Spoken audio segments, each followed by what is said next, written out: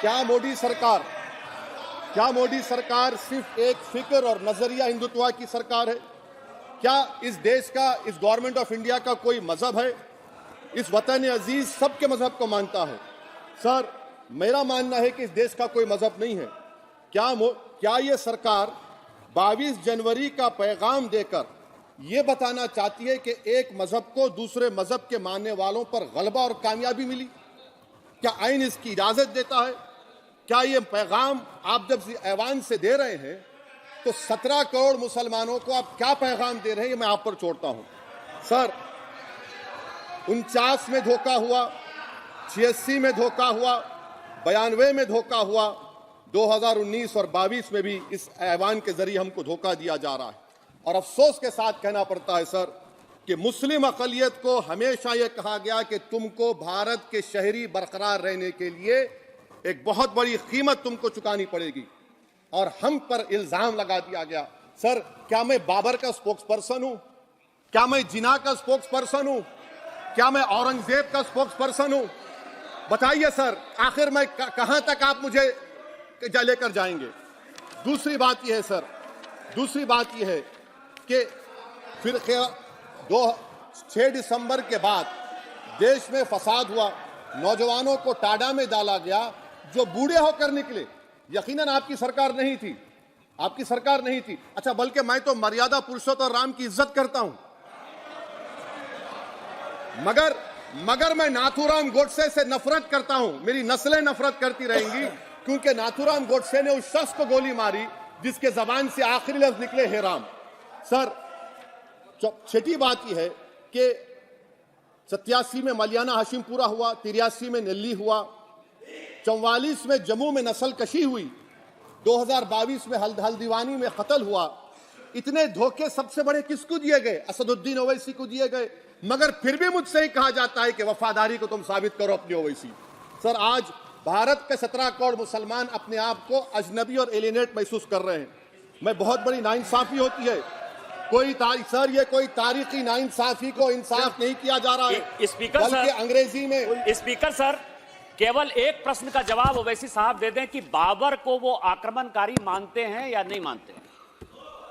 पुष्पमित्रा संघा को आप क्या मानते हैं? बताओ, पुष्पमित्रा संघा को आप क्या मानते हैं? जम्मू के वो कश्मीर के वो राजा को क्या मानते हैं जिसके पास एक फौज थी मंदिरों को तोड़ने के लिए? आप क्या मानते हैं?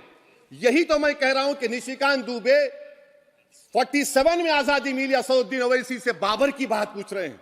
तुम गांधी की बात पूछते, तुम बोस की बात पूछते, तुम जलियांवाला बाग की बात पूछते, तुम काला पानी में जो मुसलमान शहीद हो गए उनकी बात पूछते, मगर बाबर की बात पूछी जाती है। तो सर, मैं आपको बता रहा था, खामखा डिस्टर्ब किए सर, मुझे मेरा वक्त ले लिए निशिकांत दुबे।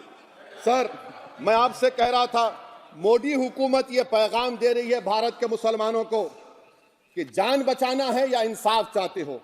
मैं कह रहा हूं, मैं भीख नहीं मांगूंगा, मैं इस नंगी तासुब को कबूल नहीं करूंगा, मैं दूसरे दर्जे के शहरी के मौक़िफ़ को कबूल नहीं करूंगा, मैं अपनी शनाख्त को नहीं मिटने दूंगा।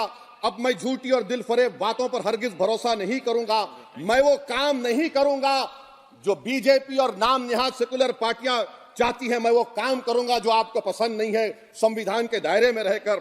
सर, कंक्लूजन में मैं आपको बताना चाहता हूं कि आज इस देश को किसकी जरूरत है? इस देश को अयोध्या में, तारीख शायद नहीं पढ़ते होंगे, मौलाना अमीर अली कौन थे?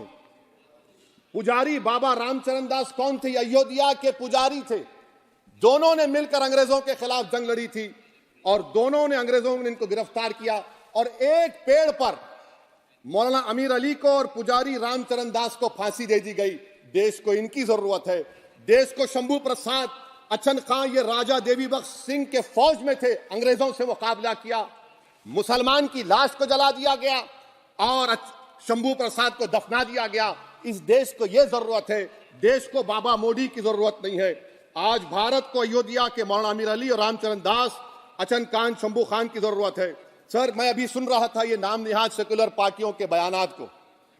क्या होता है सर, आप, खत्म कर रहा हूं, क्या होता है सर, जब काजी साहब गवाहों को लेकर दुल्हन के पास जाते कि तुमको निकाह कबूल है, तो दुल्हन शर्मा के खामोश बैठ जाती।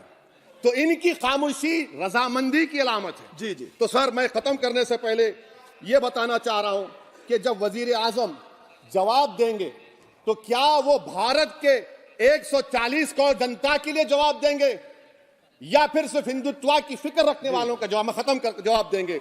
ये देश दुनिया मुसलमान देख रहा है। सर, मैं आपको यह भी बताना चाह रहा हूं, आखिर में कंक्लूड कर रहा हूं सर, 1 मिनट चाहिए सर। सर, मेरा मानना यह है कि आज मैं बहैसियत एक भारत के गयूर मुसलमान के, let me stand as a tall Indian Muslim and say that the light of Indian democracy today is at its dimmest today, sir. Sir, in conclusion, मेरी फिक्र में मेरा ईमान मुझे कहता है कि जिस जगह पर मस्जिद थी, है और रहेगी, बाबरी मस्जिद है और रहेगी, बाबरी मस्जिद जिंदाबाद, जिंदाबाद, भारत जिंदाबाद, जय हिंद। सबको जोड़ने की बात की जाए वो बेहतर है। जी।